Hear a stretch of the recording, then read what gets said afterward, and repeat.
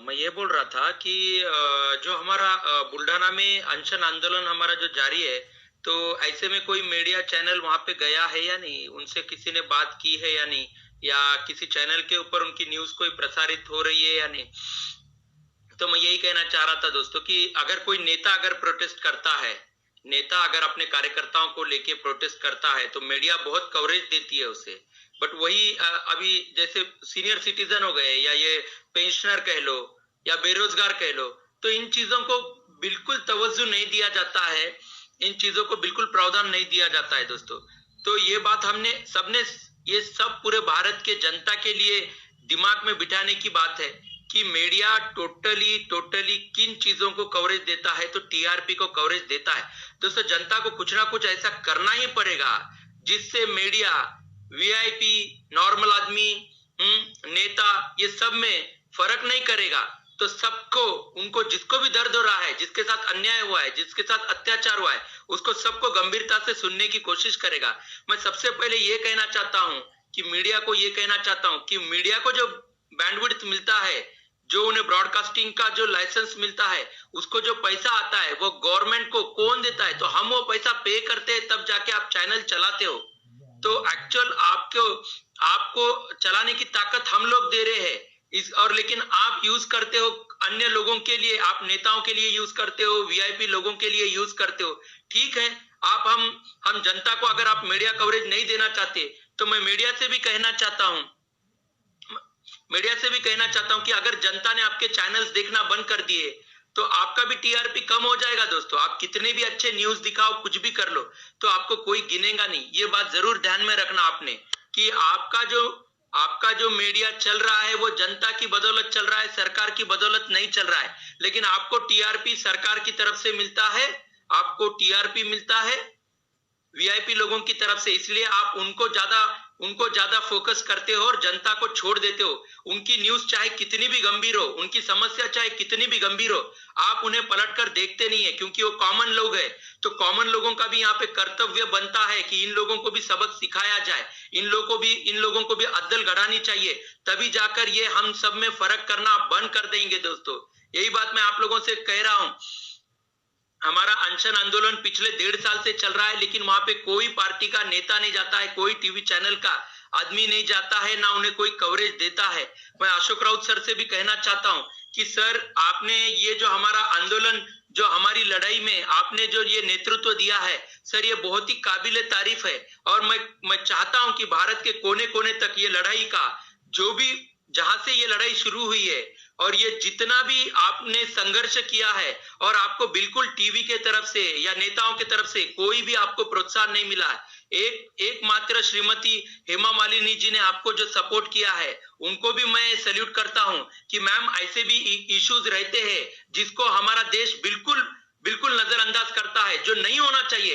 Actually बहुत गंभीर समस्या है, जो सीनियर सिटीजन होते हैं, ये उनकी बहुत गंभीर समस्या है। ये बात सही नहीं है, ये बात हमें समझनी चाहिए कि हम किन चीजों को हम विरोध करना चाहिए, किन चीजों को हमने प्रायोरिटी देना चाहिए, किन चीजों को हमने सेवियरिटी देना। हम धर्म की बात आती है, अगर धर्म के कोई प्रोटेस्ट करता है, जैसे सीए एनआरसी के लिए मेरे को याद है, सीए एनआरसी पे पूरे 3-4 महीने कवरेज खर्च किया गया, पूरे 3-4 महीने कवरेज खर्च किया गया प्रति न्यूज चैनल ने।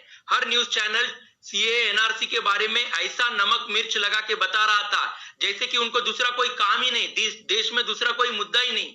और आज देखिए, कोरोना का भी उसी तरह से चल रहा है दोस्तों। डब्ल्यूएचओ बार बार कह रहा है कि इस बीमारी का कोई इलाज नहीं है, इसका इलाज आने में बहुत समय लगेगा।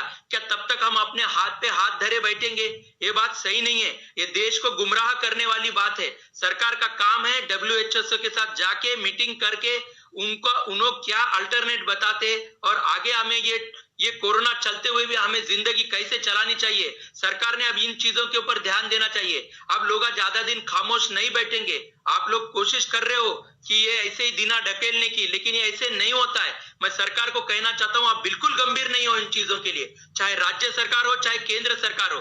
आपको बुरा लगने दो, आपको यहाँ पे आपका अपमान फील होने दो, लेकिन जो सत्य है वही बात कह रहा हूं कि आप लोगों को बिल्कुल इंपॉर्टेंस नहीं है लोगों के जिंदगी के बारे में। अब आपको लोगों की सेहत का पता चल रहा है, जब महामारी आती है तब आपको पता चल रहा है कि अस्पताल कितने होने चाहिए, बेड्स की फैसिलिटी कितनी होनी चाहिए, वेंटिलेटर्स कितने होने चाहिए, मेडिकल इक्विपमेंट्स कितने होने चाहिए, डॉक्टर की रेस्पेक्ट करनी चाहिए। अब आप लोगों को पता चल रहा है, सफाई कर्मचारियों का अब आपको पता चल रहा है। और क्या क्या तो सफाई कर्मचारियों के बारे में आप रेस्पेक्ट करते हो, इधर फूल डालने लगाते हो जनता को और उधर उनको आधी तनख्वाह देते हो।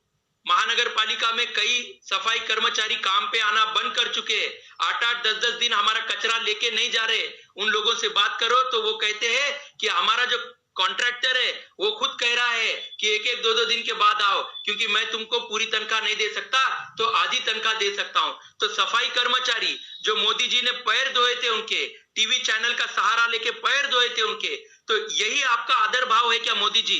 आप कितनी संवेदनशीलता से सफाई कर्मचारियों को देख रहे हो, मेरे को साफ दिख रहा है सर। देखो सर, ऐसे नहीं होता है। हम टीआरपी कमाने के लिए, अपना नाम कमाने के लिए हम बहुत से पॉलिटिकल स्टंट करते हैं जो टीवी का सहारा लेते। रजत शर्मा सर तो एक ऐसे नायाब हीरा है कि वो किसी इंसान में खूबी ना भी हो तो उस इंसान को, उस वीआईपी इंसान को वहां पे बुला के उससे बातें करके आप उनको और हीरो बना देते हो। नेताओं को तो आपने तो हीरो बना ही दिया है। भारतीय जनता पार्टी का 90% काम रजत शर्मा जी जैसे लोग कर रहे हैं। भारतीय जनता पार्टी गलत भी काम करती है तो उसके ऊपर होड़ने का डालने का काम रजत शर्मा जी जैसे लोग करते हैं, ताकि उनको जनता को ही गलत बताया जा सके और सरकार की तरफ से उनका भी नाम हो और सरकार का भी काम बने। आप दोनों ही अगर इस देश को चलाना चाहते हो तो बिंदास चलाइए। जनता को क्यों कहते हो जनता जनार्दन है? वोट बैंक क्यों मांगते हो जनता को? अब आपको इलेक्शन खत्म होने के बाद आपको सीनियर सिटीजन नहीं दिखते हैं, पेंशनर आपको नहीं दिखते हैं, आपको बेरोजगार नहीं दिखते हैं। इलेक्शन आते ही आपको ये तमाम चीजें दिखती है और इलेक्शन खत्म होने के बाद गया राम आया राम गया राम, मस्त सो जाते हो। ये बहुमत की सरकार किस तरह से काम कर रही है दुनिया भी देख रही है। बहुत गलत चीजें हो रही है। टीवी चैनल का जिस तरह से मिसयूज किया जा रहा है, सरकार अपने चैनल जिस तरह से चला रही है, मैं श्री राहुल गांधी जी से भी विनती करता हूं कि ये मीडिया के बारे में भी वो कोई आंदोलन करे और एक कुछ ऐसा चैनल प्रोवाइड करे देश की जनता को कि जहां पे सिर्फ जनता की आवाज सुन सके, जनता की समस्याएं ला सके।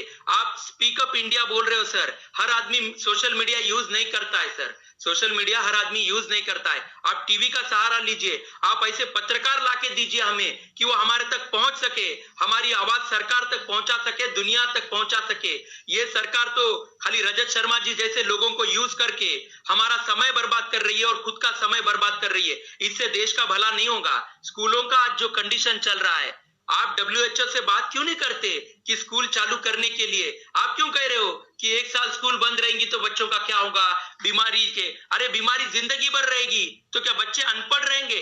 आपको उसकी सेवेरिटी समझनी चाहिए कि बच्चे अगर पढ़ेंगे नहीं तो मोदी जी ने तो पहले ही कह दिया है कि आप क्या करो कि आप एक काम करो, आप है ना पकौड़ों की गाड़ी लगाओ, चाय के ठेले लगाओ, इससे मेरा देश तरक्की करेगा। और ताकि आप जैसे लोग राजनीति का मिसयूज कर सके। मैं मोदी जी के ऊपर लांछन नहीं लगा रहा हूं, लेकिन बहुमत की सरकार के ऊपर जरूर लांछन लगा रहा हूं। मोदी जी ये चीज सही नहीं है। आप अपने क्या लोगों को गाइडेंस करते हो, ये भी बात आपको समझना चाहिए। आप लोगों को डराना छोड़ दीजिए। लोगों को एजुकेट अगर आप नहीं कर सकते हो तो मत कीजिए। आपको टीवी पे भी मत आइए आप। लेकिन एक बात ध्यान में रखिए मोदी जी, जो नेतृत्व में होता है उसे डरने का कोई अधिकार नहीं है। जो नेतृत्व में होता है उसे डरने का अधिकार नहीं है और ना डराने का अधिकार है। आप अपना अगर 22 मार्च के पहले का जो आपने 22 मार्च के बाद में आपने जो भाषण दिया था कि हम 21 दिन के लिए देश बंद कर रहे हैं, 21 दिन में महाभारत का युद्ध जीता जाएगा। मोदी जी आपने जो बात कही थी, आपका महाभारत आपने युद्ध जीता या नहीं? आप संजय कैसे हो सकते हो? आप तो अर्जुन होना चाहिए था मोदी जी, लेकिन आप साइड में बैठ गए। आप हिमालय पे जाके आप मेडिटेशन करने को बैठ गए और जनता को यहाँ पे छोड़ दिया। क्या भी हुआ तो जनता कर लेगी। एक बात ध्यान में रखो कि ये पेंशन का अभी जो केस है सही है सर। रवि नारायण बेहरा जी, ये आपने जो बात कही है मैं इससे पहले भी कह चुका हूं सर, और मैं 100% आपसे एग्री करता हूं कि ये ह्यूमन राइट्स कमीशन की बात है। Pension is our fundamental rights. देखो पेंशन का काम हमने कर दिया है, 35 साल हमने सर्विस कर दी।